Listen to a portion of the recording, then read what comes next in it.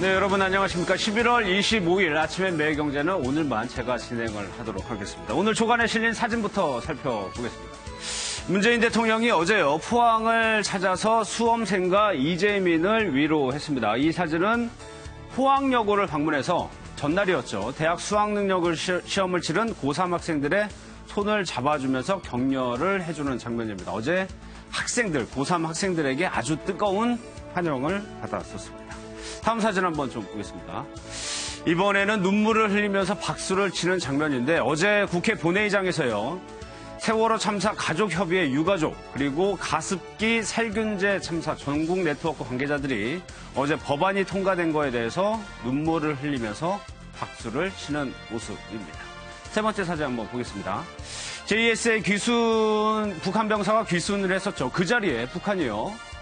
탈출한 병사가 지프를 세운 것에 참호를 파고 나무를 심고 있는 장면이 지금 로이터 연합뉴스를 통해서 들어왔습니다. 귀순 병사가요, 이 지점을 통해서 차에서 뛰어나와가지고 달리다가 북한 병사에게 총격을 받은 지점인데 이 자리에 대해서 나무를 심고 참호를 세우고 있습니다. 그리고 어제 전국적으로 대설특보가 내려졌습니다. 이 나뭇가지들이 눈옷을 입은 모습을 위에서 촬영한 장면인데 기상청은요. 주말인 오늘까지 서울과 경기, 강원, 충청 북부 지역에 낮부터 비가 올 것으로 예상을 하고 있습니다. 오늘 함께 하신 네 분 먼저 소개해드리겠습니다. 최양호 한국외대 초빙 교수, 윤기찬 자유한국당 부대변인, 오승용 국민의당 제2창당위원회 위원장, 조대진 변호사 나오셨습니다. 어서 오십시오. 반갑습니다. 먼저요, 매일경제 일면에 실린 기사부터 살펴보도록 하겠습니다. 문재인 정부에서 첫 번째 특별 사면을 추진하고 있는데 여기에 대해서 코드 논란이 이뤄지고 있다. 최영호 교수님, 이 얘기가 어떤 얘기입니까? 그러니까 지금 5가지 집회, 시해 집회의 세월호, 그다음에 사드, 용산, 강정마을 뭐 등등 해서 앞에 정권에서의 그런 어떤 앞에 정권의 이 정책에 반대하는 부분들의 시위와 관련한 이 사범들의 특사를 진행한다. 그거를 법무부에서 검찰에게 이거에 대해서 검토 의견을 내라는 공문을 내면서 이것이 이제 문제 제기가 됐는데요. 진짜로 어떤 한쪽으로 치우친 그런 코드에 맞추는 사면이 초점이 되는 거 아니냐는 그러한 우려들이 지금 많은 언론에서 다루고 있습니다. 근데 이제 보시면 알겠지만 특별 사면이라는 건 자체가 대통령의 고유 권한이기 때문에 뭐 하고 말고의 그런 문제가 아니지만 저희가 평창 올림픽을 앞두고 있는 상황에서 이것이 자칫 국론 분열과 또 어떤 진보 보수 간의 싸움으로 번질 때는 좀 보기 싫은 상황이 나온 것 같아요. 그래서 좀 시기적인 거라든가 이런 정무적인 것들을 고려를 하셔서 이 대통령께서 고유 권한을 잘 활용을 하시기를 당부드리고 싶습니다. 그럼 한국당에서는 이 문제를 좀 어떻게 보고 있나요? 글쎄 뭐 우연인지 아닌지 모르겠지만 이 지금 사면 대상으로 거론되는 집회 성격이나 아니면 집회 주도 세력, 집회 참여자들이 공교롭게도 특정 정치 세력의 또 그 기반입니다. 그래서 문재인 대통령께서 강조하신 그 통합과 화합의 기조에서 어긋나는 어떤 정치 목적이 있지 않느냐라는 오해를 살만하죠.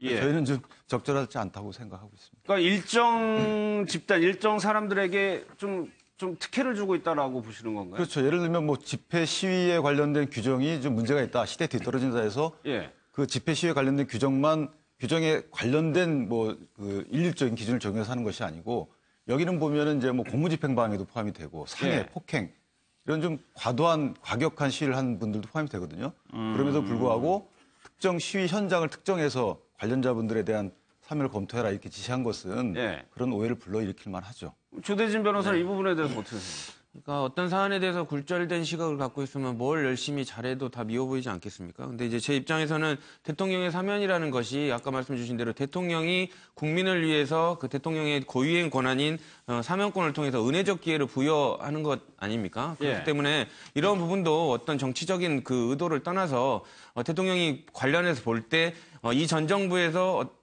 정부의 성향으로 인해 가지고 위법적인 상황에 처해져서 형사처벌을 불가피하게 받은 사람에 대해서는 그런 기회를 줄 것인지를 다시 한번 검토해 보겠다는 취지지 그 사람들만 뽑아가지고 다 사면해 주겠다는 것은 아니고요. 그리고 어쨌든 문재인 대통령께서는 관련해서 국민의 지지와 이런 그 관심을 되게 중요하게 생각하지 않습니까? 그러니까 이런 부분도 국민들의 눈높이에 봤을 때 이번 정부에서는 지난 정부에서는 처벌을 받았지만 이번 정부에서는 기회를 주는 게 낫겠다라는 사람들에 대해서는 좀 기회를 주는 쪽으로 선택을 하지 않을까라는 생각을 해봅니다. 뭐 일단 사면권이라는 거는 대통령의 고유 권한이긴 한데 국민의당 오승용 위원장께서는 어떻게 보세요?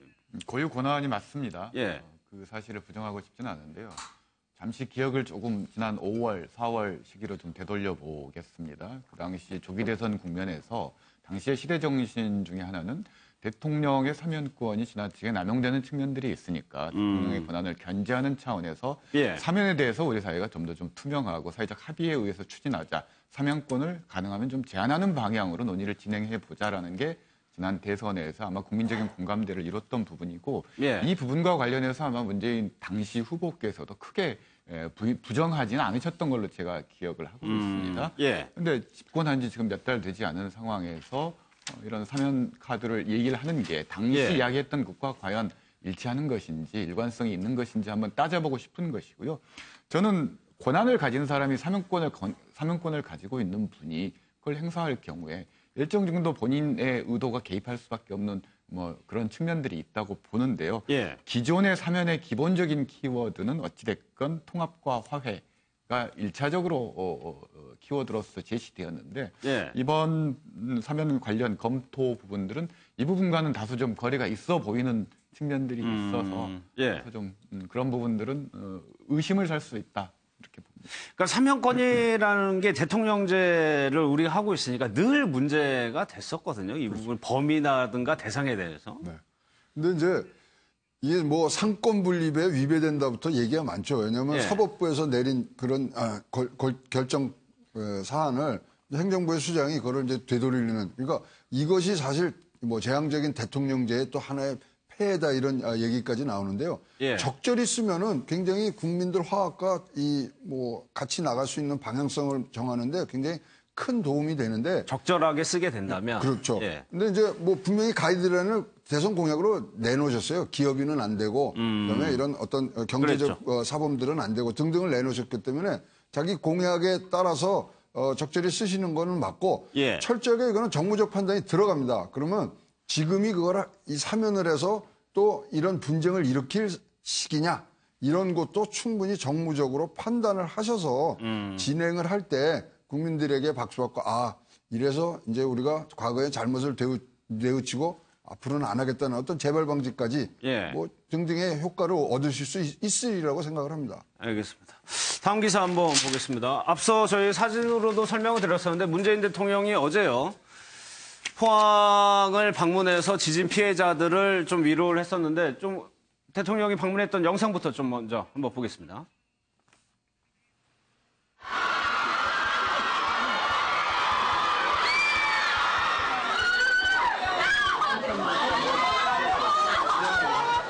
다 같이 나그네 운을 띄워주세요. 나는 그대들을 사랑합니다. 그대들도 나를 사랑합니까? 네, 감사합니다. 둘, 셋. 사랑해요. 네, 감사합니다.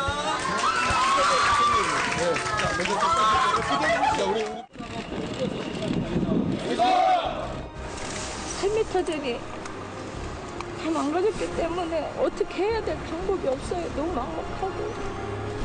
지금 제도가 그럼 돼요. 그래도 한번 검토.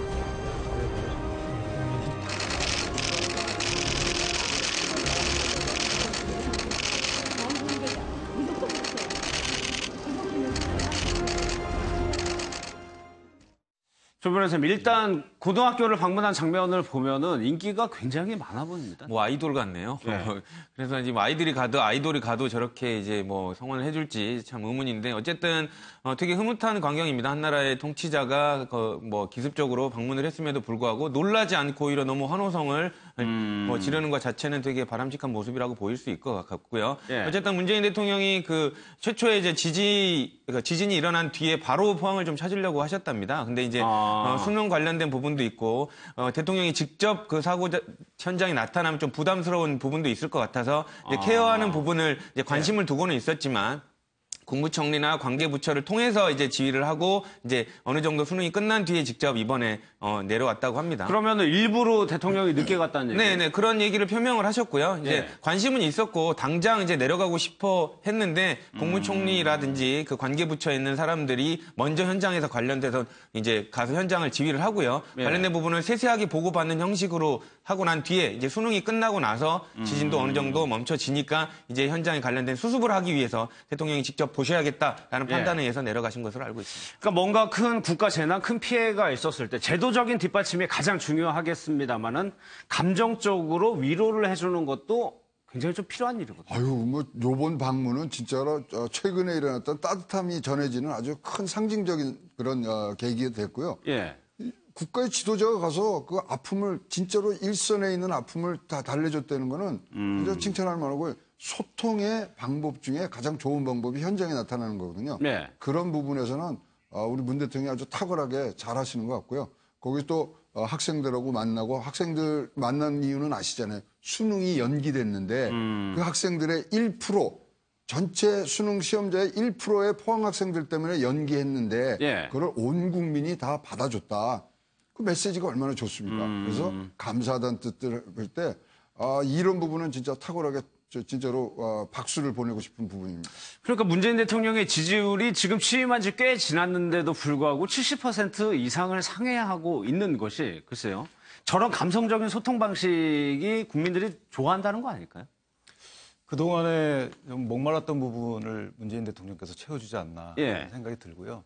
저런 소통 방식에 더해서 실질적인 정책적 뒷받침이 되면 더 좋지 않을까라는 생각을 하고 있습니다. 예를 들면 이번 포항 사태의 경우에도 수능 연기 결단은 상당히 어려웠을 겁니다. 대통령께서 결정하시기에.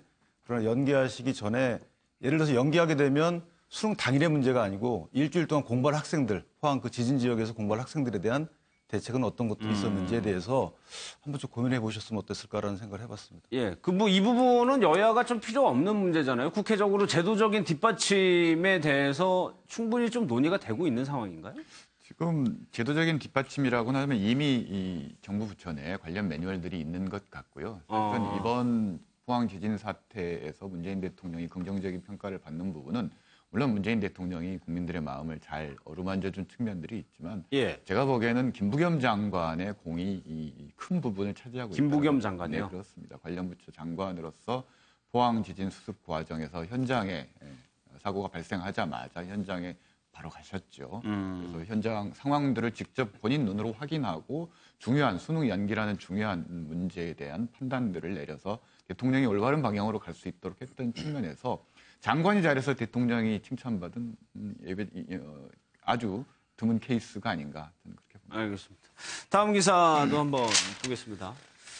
전병헌 전 수석에 대한 기사인데 올해 7월에요. 기재부에 e스포츠 예산을 20억 원 요구했다는 겁니다. 청와대 집무실에서 협회 간부들을 만났다.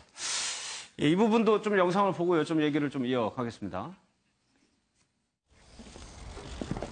네, 구속영장 기각됐는데 전 정무수석으로서 하실 말씀 없으십니까?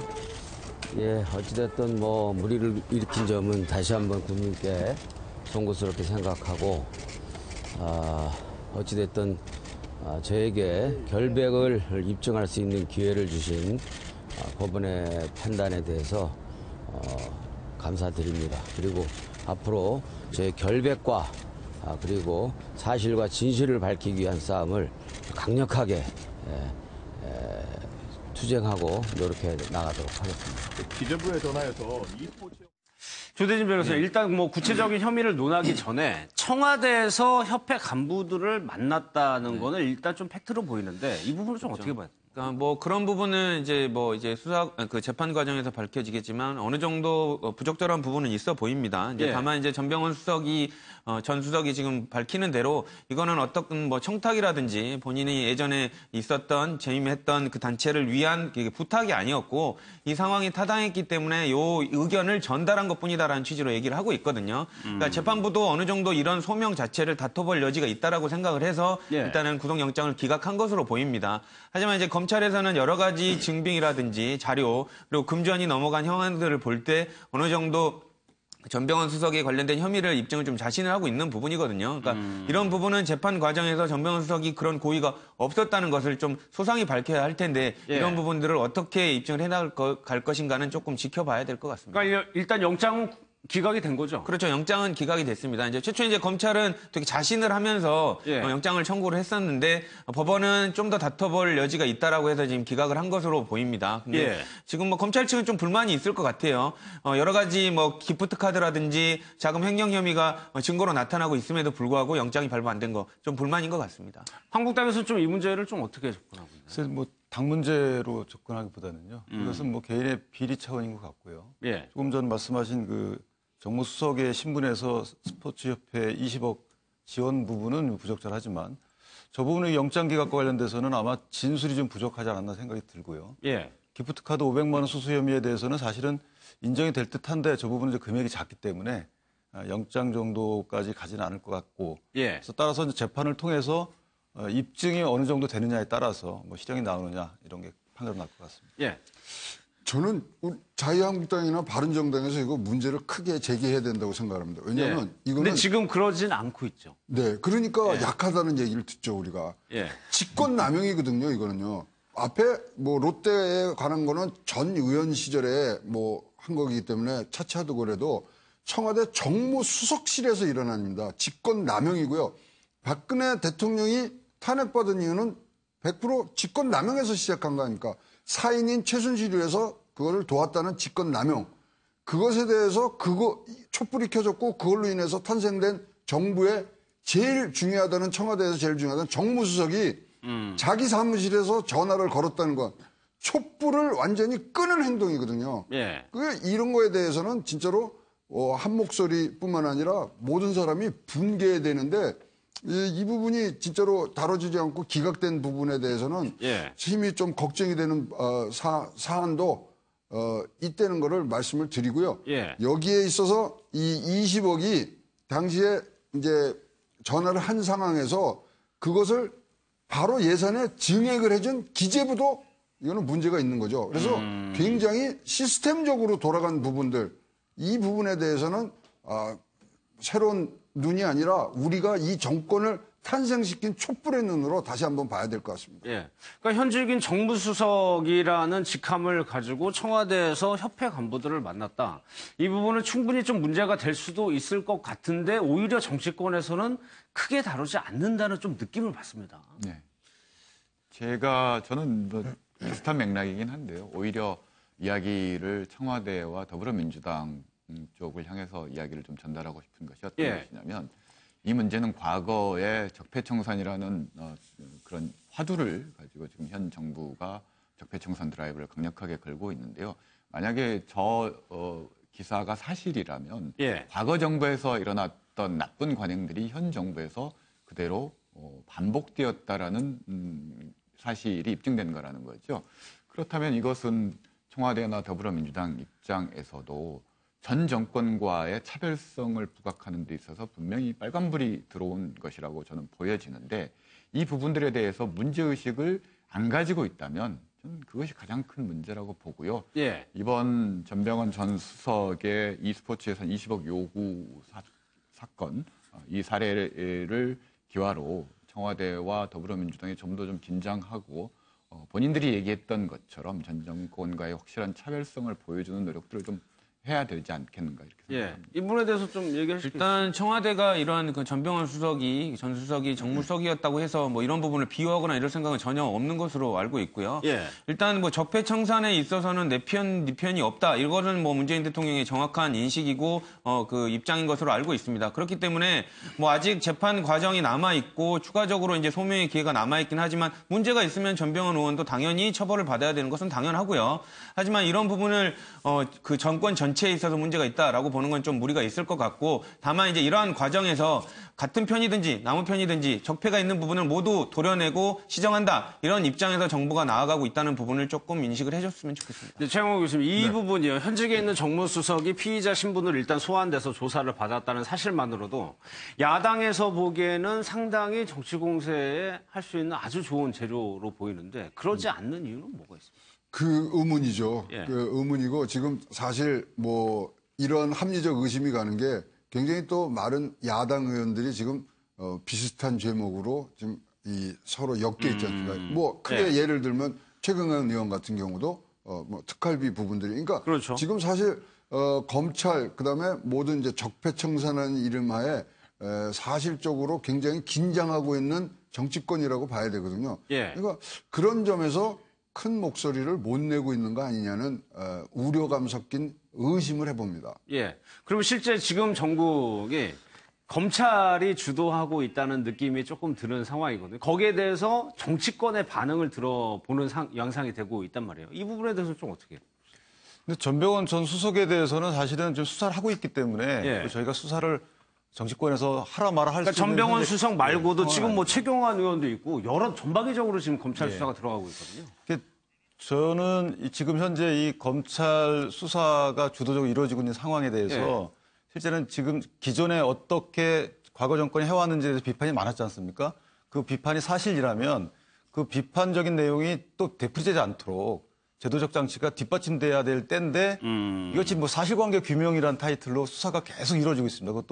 그것도 구속으로 이어지고 있는데 이 지금 수사가 되는 상황을 보면 정권에서 보면 이건 정치적 탄압이다라고 할 수 있는 여지도 있을 만큼 편향적인 부분도 없지 않아 있고요.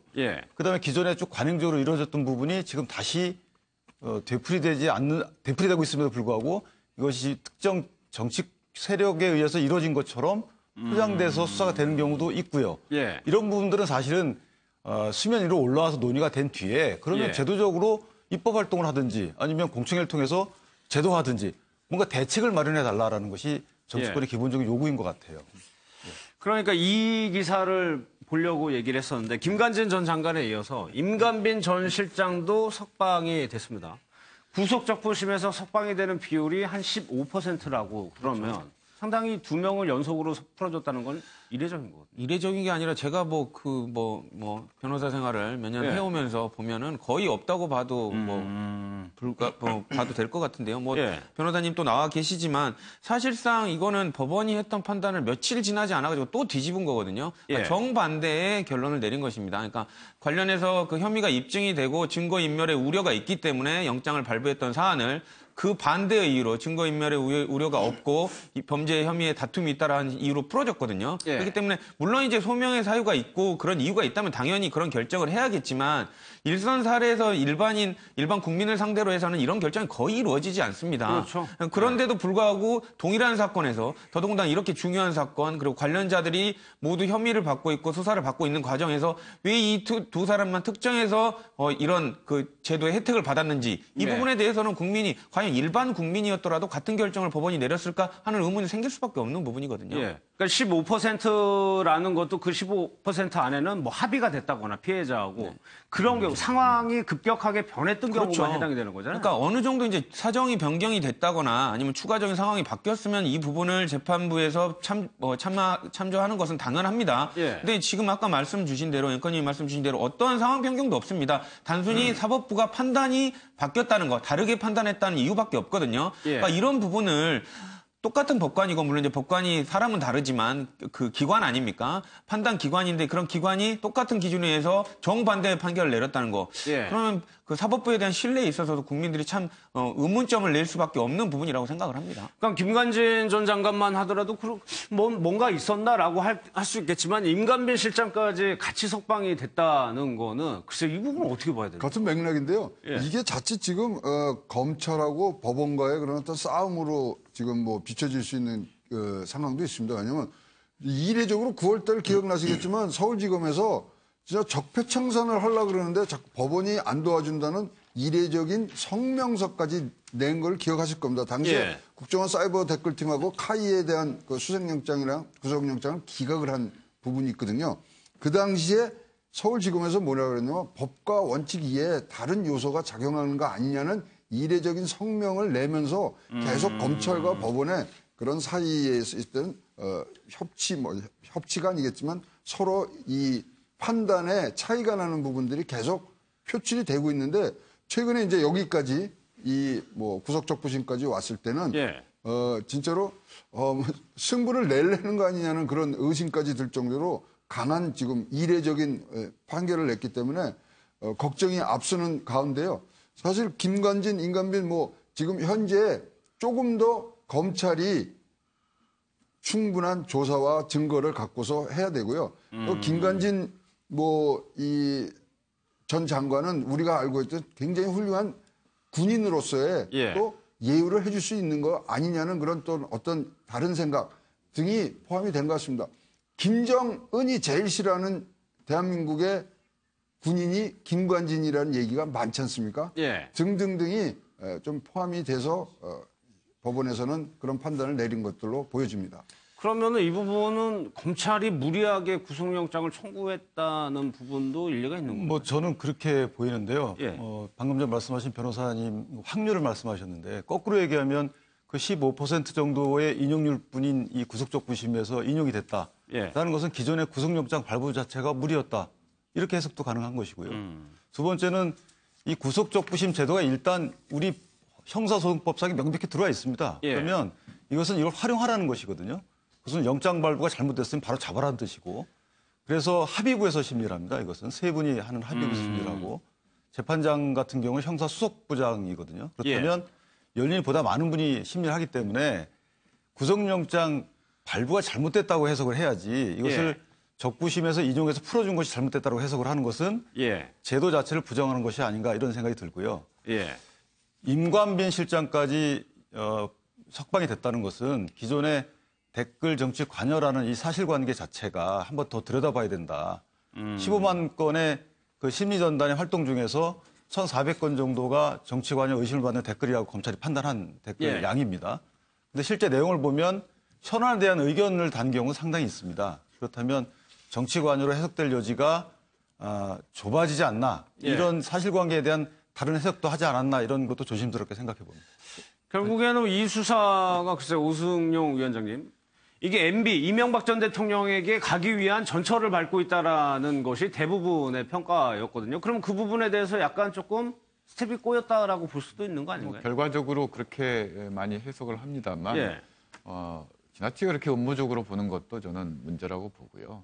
이 수사가 김관진 전 국방장관이 구속이 되고 유죄가 확인이 되면 당시에 최고 책임자였던 이명박 대통령에 대한 책임 여부가 논란이 될 수밖에 없고 책임 추궁이 과정이 있을 수밖에 없다라는 것은 뭐 누구나 예상하는 바이긴 하지만 반드시 이 사안 자체가 그렇게 뭐 직접적으로 연결되는 사안으로 보이지는 않을 것 같고요.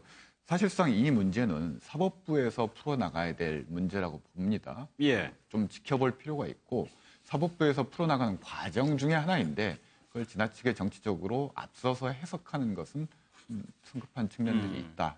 알겠습니다. 그 아까 말씀 주신 구속 적부심의 그 결정에 대해서 뭐 물론 존중을 합니다. 재판부가 뭐 합리적인 판단을 했다고 존중을 하는데 요즘 이제 그 여러 가지 결정들을 사법부의 결정들을 보면서 조금 요청을 하고 싶은 게 국민의 한 사람으로서요. 일단 성문법보다 더 중요한 것은 국민의 감정법입니다. 물론 이제 감정법을 전제로 해가지고 성문법을 위반해서는 안 되지만 성문법을 그 판단하는 데 있어서 국민의 감정법을 배제한 채로 이런 결정을 내리는 거. 뭐 판사들이 재판부가 이제 뭐 결정을 내리지만 그 뭐 화성에서 재판하는 거 아니지 않습니까? 지구 대한민국에서 지금 재판하는 겁니다. 그러면 이 국민들이 납득할 수 있는 재판을 해줘야 될 텐데 너무 뜬금없고 법을 모르는 사람들이 보기에 너무 뜬금없고 이해할 수 없는 재판들이 계속되다 보면 법 지키겠습니까? 그러니까 이게 구속의 여부를 판단하는 거여가지고 뭐 면밀하게 심사를 하지 않겠지만 이 사람들이 이 판사한테 갈 때는 풀어주는 거고 이 판사한테 가면은 구속되는 거고 그런 느낌을 좀 받을 수 있거든요. 근데 이제 저희가 하나 다시 이제 되짚어 드려야 되는 건 영장이 기각됐다 그래서 무죄를 받은 건 아니고요. 구속 적부심에서 석방이 됐다 그래서 그분은 무죄라는 것은 절대 아닙니다. 그래서 이제 자기 방어권을 충분히 뭐 발휘할 수 있도록 준비를 해갖고 오려는 그런 얘기죠. 이게 우리가 이제 무죄라고 생각을 하니까 그런데요. 무죄 절대 아닙니다. 지금 이제 법원에서 다퉈야 되는 부분들이 많이 있다는 거를 좀 생각을 해 주셔야 되고요. 그러다 보니까 지금 아까 우리 형사수석부장 신강렬 판사에 대해서 굉장한 지금 네티즌들이라든가 비난이 많은데 비난할 거는 절대로 아니라고 생각합니다. 결과적으로는 법원에서 다시 또 판단을 하게 되는 거니까요. 재판을 해야죠. 알겠습니다. 다음 기사 한번 보겠습니다. 이 부분이었죠. 김관진 전 장관에 이어서 임관빈 실장도 풀려나게 되니까 검찰로서는 스텝이 꼬일 수밖에 없고 검찰에서는 당혹한 표정이 역력합니다. 법원에서는 일부 혐의에 대해서는 다툼의 여지가 있다라는 결론을 내려서 풀려줬습니다. 다음 기사 한번 보겠습니다. 이명박 전 대통령의 비자금 아들에게 흘러갔다. 진선미 의원이 국회에서 의혹을 제기한 건데 조대진 변호사님 이게 어떤 얘기입니까? 일단 그 진선미 의원이 예전에 이제 문제가 한번 제기가 됐었던 부분을 다시 조금 재수사하자고 요청을 하고 있는 부분인데요. 그 이시영 씨 이명박 대통령의 아들인 이시영 씨가 집을 마련할 때 전세 자금을 마련할 때 그 절반 정도를 청와대 직원들이 와서 지급을 했다라는 의혹이 있다라고 지금 얘기를 하고 있고요. 관련된 부분들을 지급을 할 때 그 금액의 그 신권 자체가 신권이 아니라 국권인 것으로 봤을 때 혹시 어디 묵혀놓은 비자금을 갖고 와서 지급한 거 아니냐라는 의문도 지금 제기를 하고 있습니다. 그리고 설령 이게 어떤 특활비라든지 아니면 공적 자금이 유용됐다고 하더라도 그 부분은 공적 자금 유용으로서도 처벌을 받아야 되기 때문에 이 금원이 당시 소득이 없었던 이시영 씨가 어떤 금원으로 이런 수억 원대의 아파트를 구입했는지 이런 부분들 아니면 자택을 구입했는지에 관련된 부분을 분명히 조사를 해야 된다라고 주장을 하고 있는 상황입니다. 여기에 대해서 이명박 전 대통령 측에서는 졸렬한 망신주기다라고 그러니까 기존에 아주 세게 이제 반발을 한 다음에 계속적으로 그 기조를 좀 유지하고 있는 것 같긴 해요. 근데 이제 이게 뭐 솔직히 한간에 유행했던 말 그거에 답을 얻으려는 거죠. 다스는 누구 겁니까? 그리고 이제 이시영 씨가 이제 대표로 되고 지금 중국에 또 법인의 법인장이 되고 이런 과정에서 지금 그 앞에 전초를 하는데 지금 뭐 MB를 겨냥해서 차곡차곡 지금 자료와 명분을 쌓아가는 그러한 형태로 보이기 때문에요. 계속 이렇게 나간다면 진짜 일전을 불사하는 MB 측의 어떤 반론이 있을 것으로 예상이 되고요. 자, 이제 우리가 2월 달이면 세계 손님들 모셔다 놓고 잔치하는데 진짜 우리의 어떤 올림픽이요? 평창 올림픽이요. 이런 부분들 앞에서 진짜 과거의 일로 싸우는 거는 좀 우리가 자제할 그 상황이 될 수 있습니다. 김연아 양이 유엔에 가서 우리 평창올림픽 때 휴전하자고까지 얘기하는 상황에서 우리끼리 이렇게 총질하고 내부적으로는 단속을 이제는 시작해야 될 때가 아닌가 싶습니다. 한국 땅에서 이 부분 좀 어떻게 보고 계세요? 이건 특검에서 이미 다뤄졌던 부분이고요. 지금 진선미 의원께서 근거 자료를 제시하는 것도 특검 자료거든요. 다뤄졌던 부분이고 거기에 이제 뭐 국권이 사용됐다, 청와대 직원이 심부름했다라는 것 갖고만 지금 뭐 불법이다 이렇게 말씀하시는데 청와대 직원이 동원됐다 이 자체에 대한 평가는 몰라도 그 두 가지 징표를 갖고 비자금이다라고 단정해서 조사를 해달라고 하는 것은 좀 논리비약이 아닌가라는 생각을 하고 있습니다. 그러면은 결국에는요 이명박 전 대통령에 대해서 정치권도 이렇게 군부를 좀 떼고 있는 상황에서 결국에는 이 전 대통령이 검찰 포토라인에 쓸 거라고 좀 보세요 예상을? 저는 잘 그 부분은 모르겠고요. 앞으로 정치는 유동성이 워낙 큰 사안이기 때문에 그 정도 상황이 되려면 저는 단순한 의혹으로는 힘들지 않겠는가. 전직 대통령을 포토라인에 세우는 일 자체가 작은 일이 아니기 때문에 여러 가지 제기되는 의혹들은 많이 있습니다. 그렇지만 그 의혹을 확인시켜 줄 수 있는 증거가 지금 나오고 있는가. 저는 이명박 전 대통령뿐만이 아니라 모든 전직 대통령에 대해서 의혹을 입증할 수 있는 증거들, 비리의 증거들이 나온다면 누구도 뭐 성역이 될 수 없다라는 기본적인 생각을 가지고 있고요. 다만 의혹만으로 정치적인 공세를 이끌어가는 것은 좀 문제가 있지 않는 것 그렇게 보고 그러니까 문제가 있다면은 뭐 당연히 그에 대한 응징의 대가를 받아야 되겠지만 실제는 진짜 그 문제가 있느냐 여부 그렇죠. 거든요. 그러니까 그런 부분들, 그러니까 범죄 혐의 의심점이 있거나 뭐 국민들이 요청을 하는 사안에 있어서는 당연히 조사를 해야 되지 않습니까? 그거를 우리가 기원만 한다고 그게 실체가 밝혀지지 않으니까 그거를 위해서 조사를 해야 되는 과정이고요. 그 조사를 위한 과정이 바로 수사입니다. 그렇기 때문에 지금 뭐 수사를 한다고 해서 누가 죄가 있다라고 단정 짓는 게 아닙니다. 그러니까 의문이 있으니까 미심쩍으니까 이런 부분을 확인해 보겠다는 취지이기 때문에 이런 확인하는 과정을 무슨 정치보복이다, 뭐 표적 수사다 이렇게 치부를 해가지고 예를 들면 거부하는 것 자체는 옳지 않다고 보여집니다. 알겠습니다. 정치면 좀 계속해서 보도록 하겠습니다. 지금 한국당에서 그러니까 최경환 의원이 검찰의 출석을 거부했죠. 일단 최영호 교수님, 검찰이 출석 요구를 거부했다. 이 부분은 좀 어떻게 봐야 될까요? 11월 28일 날 피의자 신분으로 소환을 했고요. 거기에 대해서 이제 안 나가겠다. 그리고 당 의원총회에서 특검 또는 자기의 억울한 심정을 풀어줄 수 있는 적당한 조치를 해달라는 호소문을 냈고요. 좀 억울하다는 입장들을 계속 내면서 이런 상황을 이해할 수 없다. 그러나 지금 뭐 피의자 신분으로 뭐 검찰에서 이제 와서 조사를 해달라 그러면 떳떳하시면 가서 얘기하실 수 있는 상황이라고 생각을 합니다. 그러니까 지금 뭐 여론전을 지금 갖고 가시는지 뭐 기재부 장관일 때 특활비 받은 부분인데 자기하고는 상관이 없다. 가서 자기의 입장을 또 그 당의 아주 중진이고 지도자로서의 그런 모습들이 좀 정정당당하게 비춰지는 것이 더 떳떳하다고 생각을 합니다. 예, 알겠습니다. 이 부분에 대해서 최경환 의원이 좀 어떤 얘기를 했는지 영상을 보고 좀 이어가도록 하겠습니다. 현 정권의 이 정치 보복성 편파 수사가 그 도를 지나쳐도 너무 지나쳐서 오늘 이 자리에 서게 됐습니다.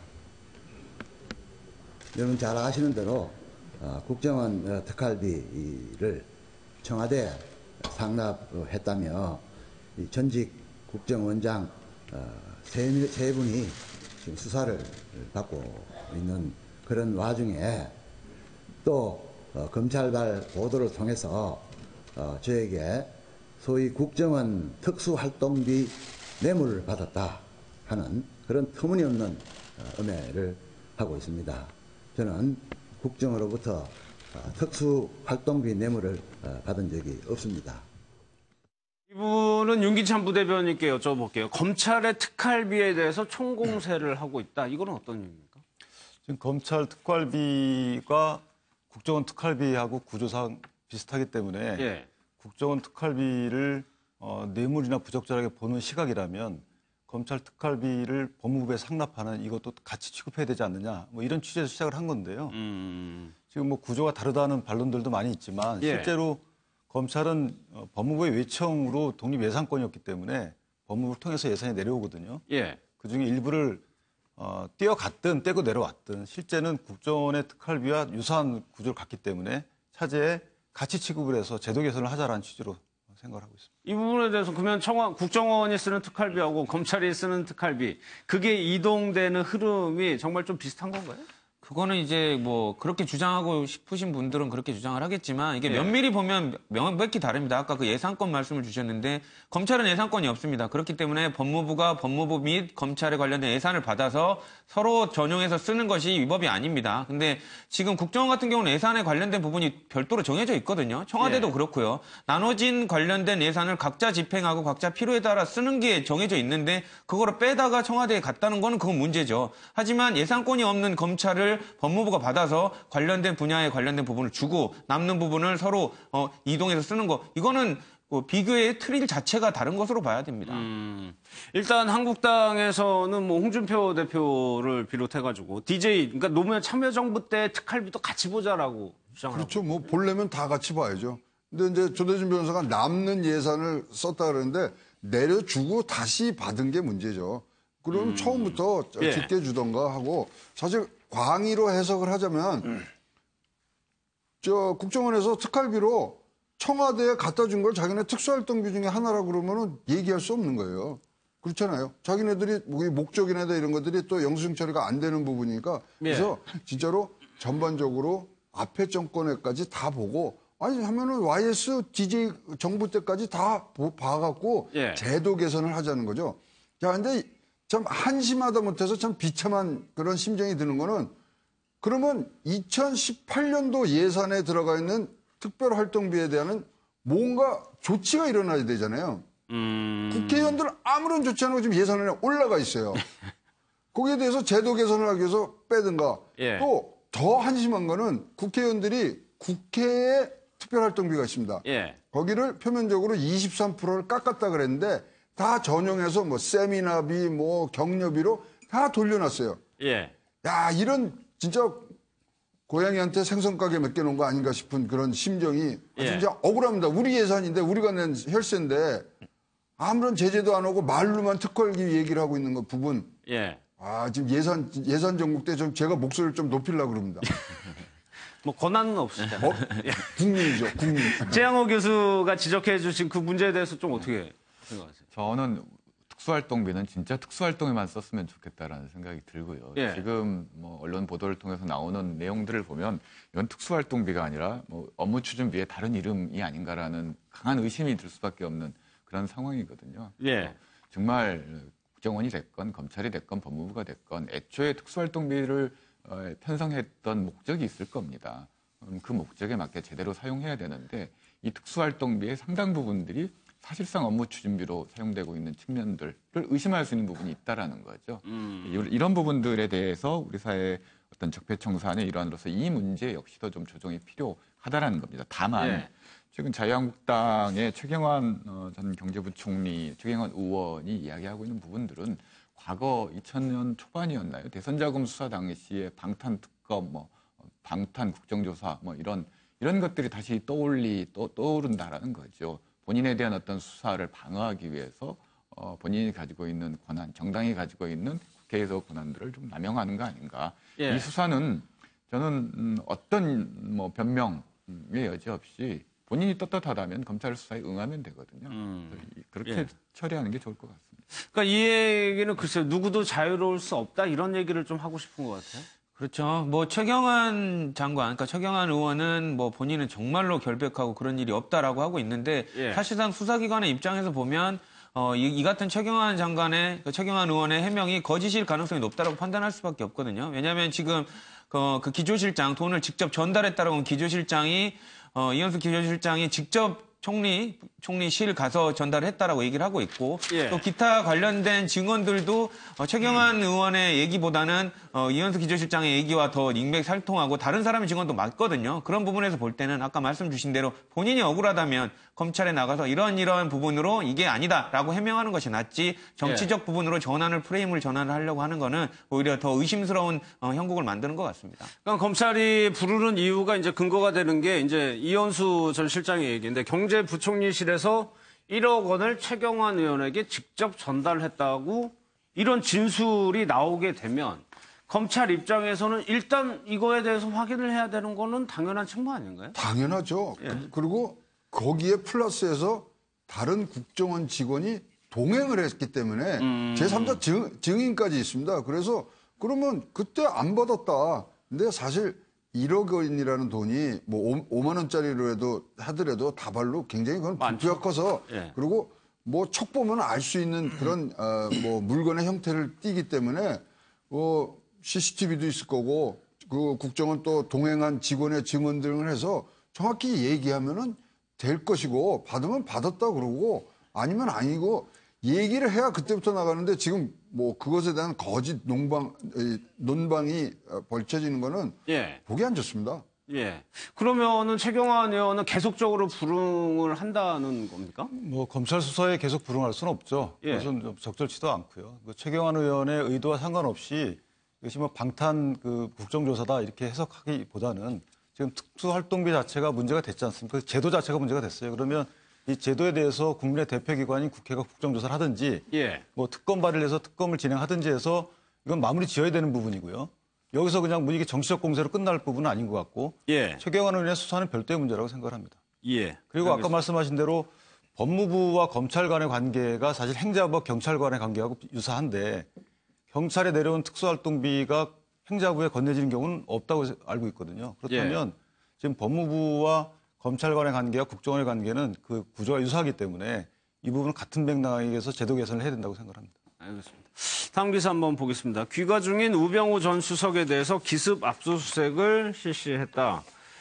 우병우 전 수석의 차량과 휴대전화 등을 압수수색했다. 조대진 변호사님, 이거는 어떤? 아주 이례적이죠. 뭐 지금 귀가하고 있는 당사자에게 영장을 제시를 하고 차 타기 전에 차하고 핸드폰에 관련된 그 압수수색을 진행을 하겠다. 차 타기 직전에? 예, 차 타기 직전이었죠. 이게 뭐 사실상 이제 그 취재진 같은 경우에는 우병우 수석이 이제 들어가는 이제 법원에서 나오는 모습을 취재하려고 했는데 느닷없이 수사관 2명이 들이닥쳐서 영장을 제시하는 것을 보고 뭐 기자분들에게는 뭐 의도하지 않는 이벤트가 된 거죠. 근데 이런 과정들이 실제로 이런 기습적인 영장 집행 과정 때문에 방송에 이제 다 나왔는데요. 우병우 수석도 되게 당황한 것 같더라고요. 그러니까 영장이라는 걸 제시를 하니까 무슨 영장이냐라고 물어봤었고요. 이제 핸드폰과 차량에 대한 수색 영장이다라고 얘기를 하니까 이제 뭐 당황을 했죠. 그래서 어쨌든 이제 영장을 이제 본인이 이제 확인을 하고 난 뒤로는 이제 관계자를 내리도록 하고 이 수사관들과 이제 모처로 이동을 해서 관련된 그 영장 집행에 응한 것으로 알고 있습니다.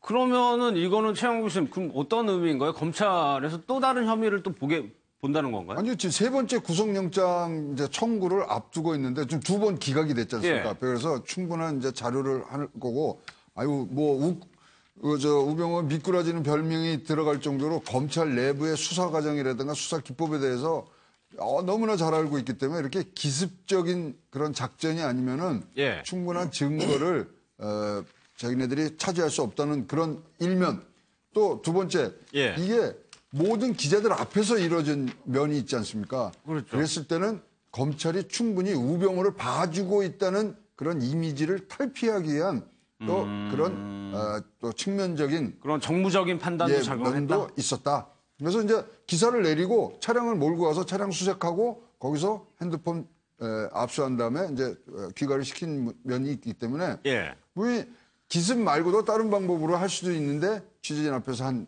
점 등등이 전체적으로 세 번째 구속영장 청구를 앞둔 검찰의 어떤 전술과 전략이 포함됐던 그런 뭐 영장 수색이었다고 봅니다.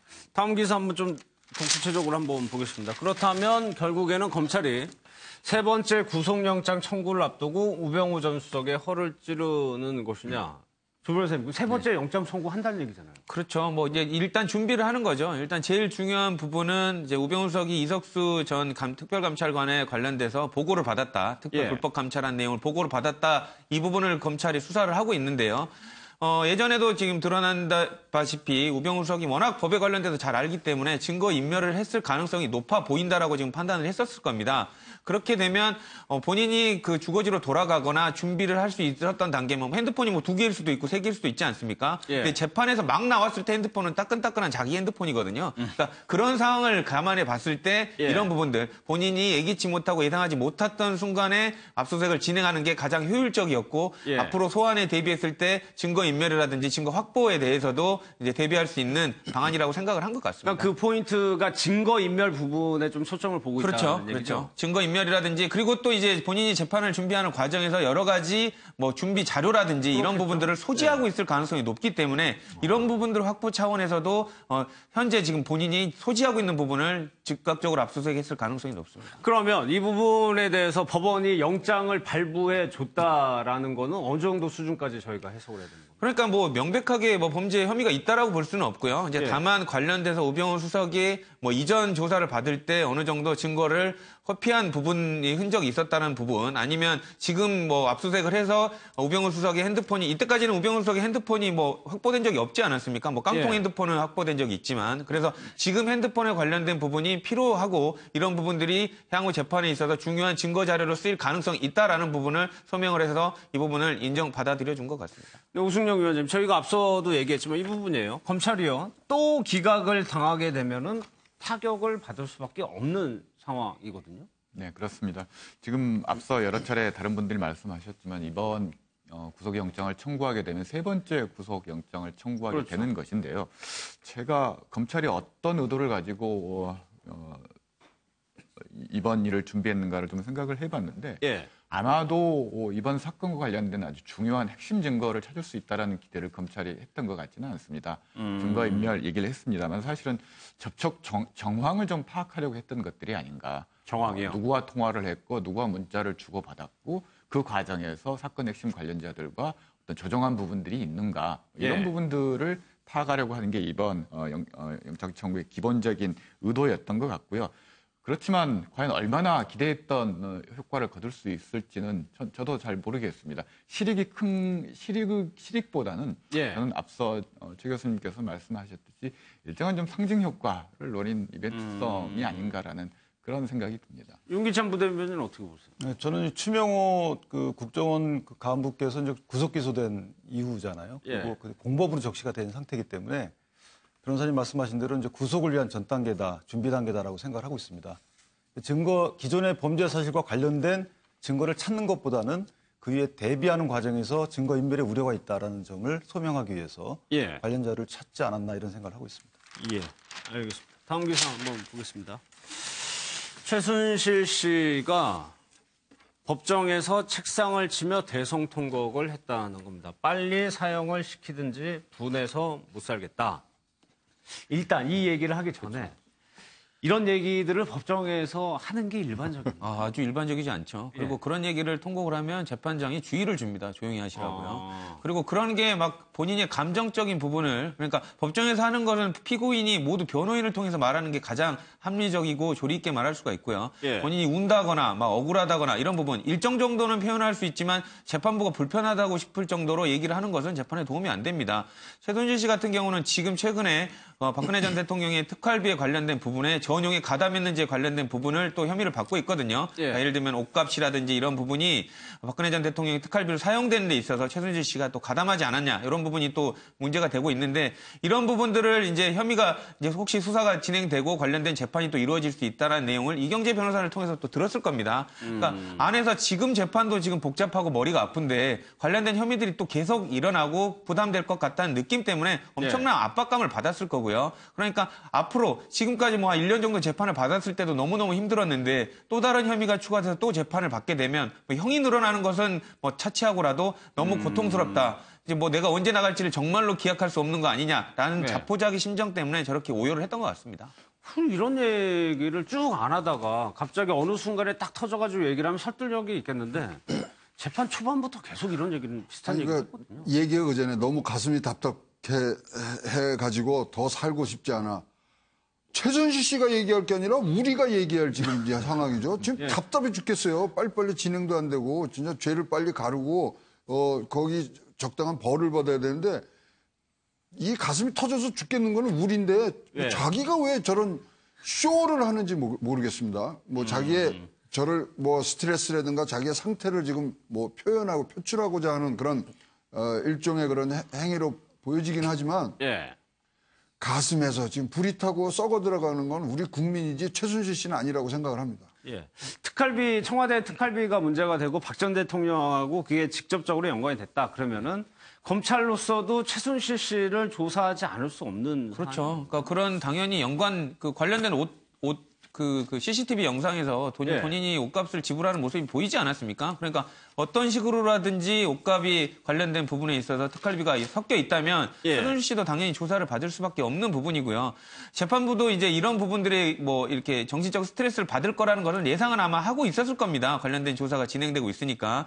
근데 일반적으로 저렇게 피고인이 격앙된 반응을 하더라도 잠깐 쉬었다가 바로 재판을 제기하는 게 일반적입니다. 왜냐하면 재판이 또 계속 미뤄질 수는 없으니까요. 그렇겠죠. 근데 이례적으로 휴정을 하고 이제 재판 기일을 바꿔서 다음번에 재판하자고 했던 거는 최순실 씨를 또 뭐 오랫동안 재판해 보니까 쉽게 진정되지 않을 성격의 사회자라는 거를 재판부도 알았던 것 같습니다. 특성을.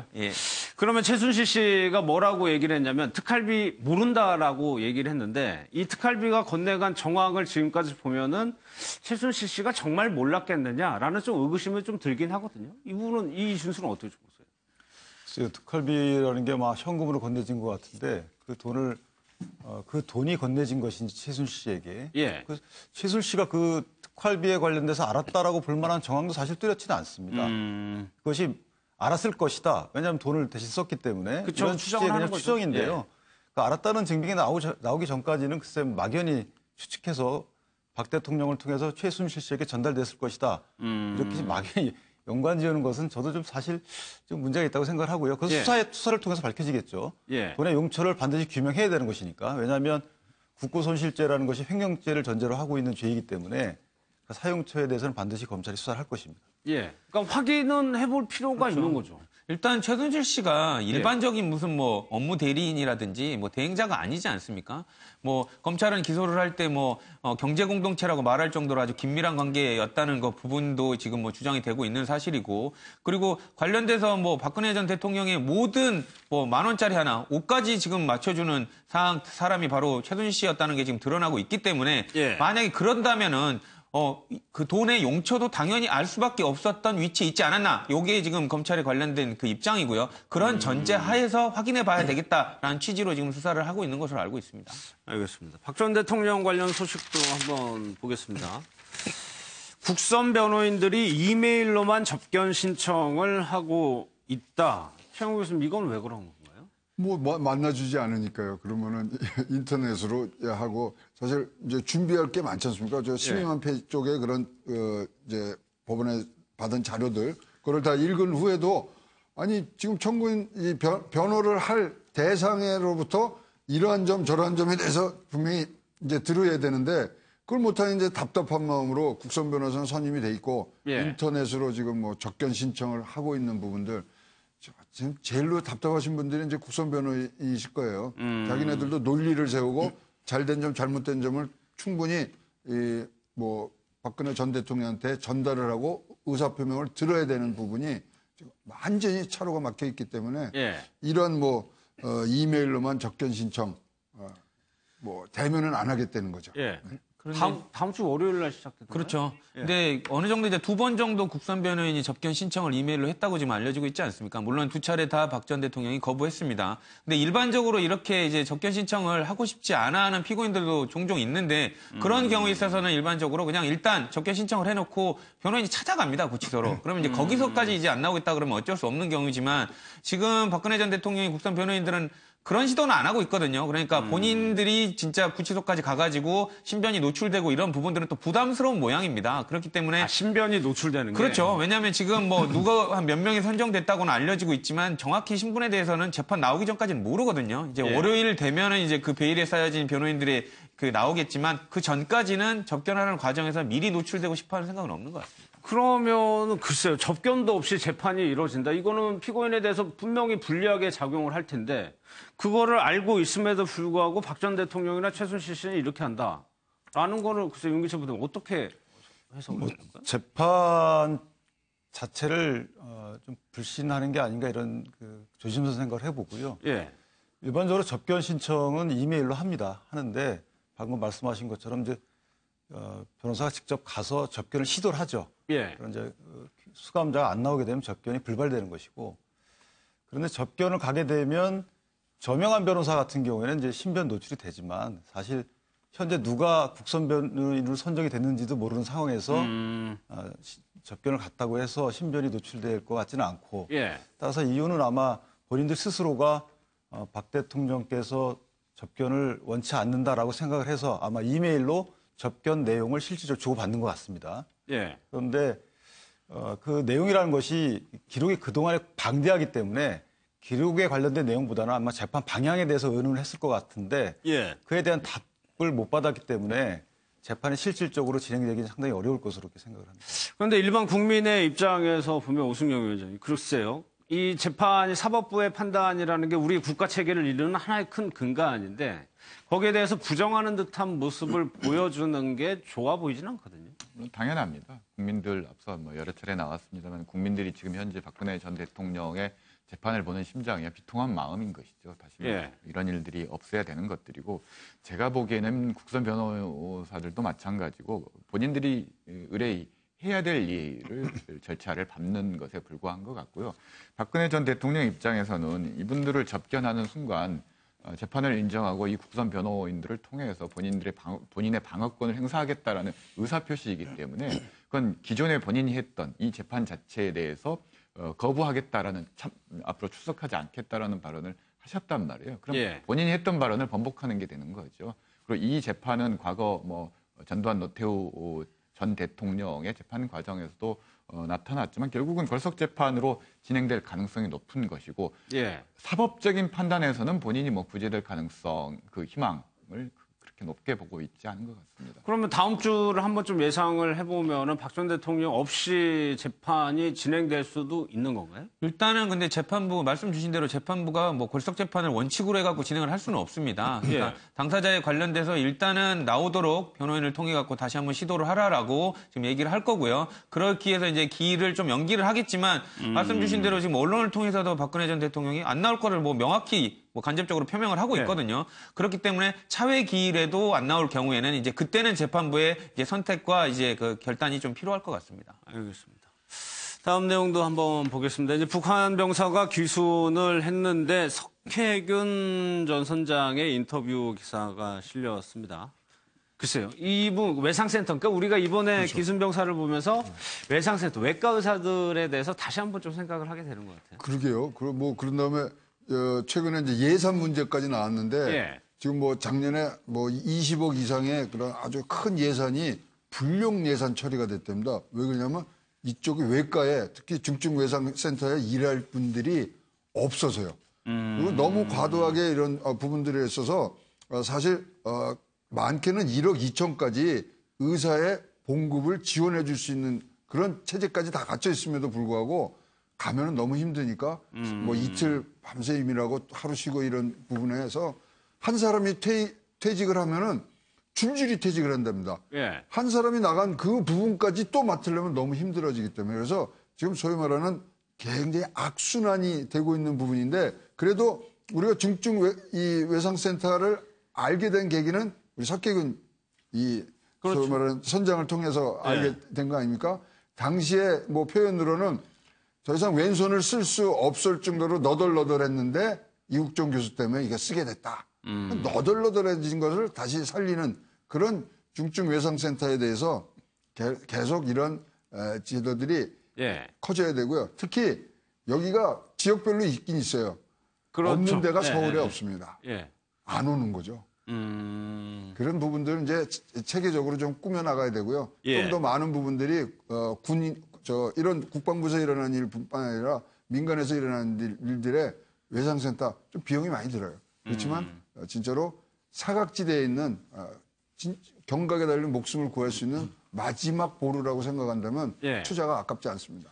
석혜균 선장이 얘기하는 거를 요지를 보면은 이제 이국종 교수가 영상 공개를 했었죠. 그리고 요청을 이제 물어봤답니다. 그렇게 하라고 얘기를 했다는 거고 귀순병 그 친구가 나하고 같을 거다. 그러니까는 이 병상에 한번 누워봤던 경험으로서 비슷한 처지였다는 걸 얘기하고. 그렇죠. 일부에서는 이제 이국종 교수가 무슨 쇼잉하는 거 아니냐, 환자의 상태를 가지고 본인의 입장을 전달하려고 하는 거 아니냐라고 이렇게 지적들과 비판들이 있었는데 이에 대해서 이제 그 직접 치료를 받아본 석혜균 선장이 이제 소명을 해준 거죠. 참스승인지는 지도를 받아보면 알고 참의사인지는 수술 받아보면 알거든요. 본인이 생사를 책임지고 맡겼는데 이 부분에 있어서 진심을 느꼈다면 그 부분은 쇼잉이 아니라 진짜로 진심으로 치료를 했다. 이걸로 봐줘야 될 것 같습니다. 근데 정작 최영호 교수 궁금한 것이 이 북한 귀순 병사가 왜 귀순을 했고 그 경위가 궁금한 건데 아직까지는 그 결과가 안 나오고 있단 말이에요. 안 나왔죠. 그다음에 가명으로 오창성이라고 나왔는데 그것도 본명인지 모르겠고요. 하여튼 사실 DMZ 근처에 근무를 하려고 그러면 당성이 높고 충성이 높고 출신이 좋아야 그런 걸로 알고 있죠. 알고 있는데도 불구하고 이제 넘어왔기 때문에 그런 귀순 동기라든가 이런 부분에 궁금해지나 지금 이제 가벼운 농담을 넘어서 이제 얘기들을 나오는데 대단히 이국종 교수한테 감사하다는 얘기들을 지금 의사를 표시를 하고 있다는 점에서 봤을 때는 이제 남한에서 이제 처음으로 새로운 생명을 얻어서 이국종 교수가 사회에 했던 일 또 자기가 생각했던 일을 포함해서 이제 한 살 배기로 다시 태어난 그런 기분이라고 생각이 합니다. 근데 윤기천 부대변인, 글쎄요. 병원 입장에서는 경영을 해야 되는 입장이고 그렇다면 적자가 나는 센터를 계속적으로 가져가기에는 현실적으로 한계가 있을 거예요. 이 부분을 제도적으로 뒷받침을 해준다면. 그러니까 지금 병원 입장에서는 뭐 경제 논리를 완전히 뭐 생각 안 할 수는 없고 예. 그래서 이 부분은 아마 사회 안전망 확충 차원으로 제도 개선 차원에서 논의가 돼야 될 것 같고요. 이번 기순병사 사건과 석혜금 원장까지 드러난 거 보니까 이것이 오히려 이 안전망을 제도화시킬 수 있는 절호의 기회라고 생각을 하고 있습니다. 예, 알겠습니다. 사이면 기사 좀 하나 더 보겠습니다. 이영학에 대해서 좀 기사가 실렸는데 후원금 12억을 받아서 차를 20대에 샀다. 그러니까 이영학이 후원을 받아서 생활을 해왔는데 그 후원금을 이런 식으로 썼다는 거네요. 그렇죠. 최초에는 어느 정도, 최소한 몇 억 정도는 딸을 치료를 위해 쓴 것처럼 보도가 됐었는데 그나마도 아닌 걸로 확인이 됐습니다. 사실상 보조를 받는 비용을 빼고 나면 기백만 원에 불과한 비용만 딸의 치료를 썼고 나머지는 10억에 가까운 돈을 본인의 차를 쓰거나 아니면 한 달 카드 값을 1,000만 원 정도 매달 쓸 정도로 호화로운 생활을 해왔었거든요. 예. 지금 드러난 바로는 그 아내도 관련된 성업종에다가 불법으로 지금 일을 시켰다든지 이런 부분을 봤을 때 향후에 있어서 어느 정도 용서가 재판부를 통해서 이제 진심으로 뉘우치고 있는지가 판단이 되겠지만 예. 지금까지 했던 행동들을 보면 중형이 불가피하지 않나라는 그런 생각을 조심스럽게 해봅니다. 그러니까 이런 부분을 채용하면서 이런 부분을 개인적인 일탈이라고 해야 될 것 같아요. 기부 문화 자체에 대해서 찬물을 끼얹으면 안 되거든요. 큰일 납니다. 이걸로 해서 지금 사실 굉장히 많은 양의 그 연말 기부금 또는 연말 성탄절 부분을 줄어들었거든요. 예. 자, 할 수는 없습니다. 이런 것들을 관리를 잘못한 거는 책임이 질 사람은 지고 또 지금 이영학이라는 개인 자체의 일탈로 봐야지 나누는 것조차가 굉장히 적어지면 안 됩니다. 사실상요. 가장 이기적인 행동이 기부를 하는 거랍니다. 우리는 남을 도와준다고 생각해서 하지만 가장 이기적인 행동이랍니다. 예. 왜냐하면 그것만큼 자기에게 행복을 주는 그러한 행동이 없다는 거죠. 그래서 남을 돕는다는 생각보다 내가 너무나 기분이 좋아지는 그 기분을 느끼신다 생각하고 예. 좀 더 기부를 많이 해야 될 것 같습니다. 그러니까 그 정도의 기부를 하게 되면 그런 희열을 느낄 수 그렇죠. 있다는 얘기죠? 네. 알겠습니다. 마지막 기사 좀 짧게 보겠습니다. 안철수 대표가 원외 협의장에 싸가지 없다라고 얘기를 했다. 이거는 오승영 위원장님께 짧게 코멘트 좀 부탁드릴게요. 저는 그 당사자인 김기호 원외협 위원장에게 좀 고마운 마음을 가지고 있는데요. 예. 사실 안철수 대표에 대해서 가장 많이 지적됐던 것이 지나치게 좀 순둥이 성격이 아니냐 이런 건데 최근에 이상돈 의원을 비롯해서 당내 중진들 막말에 대해서 별다른 대응을 하지 않았었는데 예. 이런 부분들에 대해서 이제 감정 표출을 했다라는 측면에서 만약에 이게 사실이라면 예. 이런 부분들이 저는 이제 이런 알겠습니다. 여기까지만 듣도록 하겠습니다. 예. 10월 25일 아침에 매일경제는 좀 여기서 마무리하도록 하겠습니다. 고맙습니다.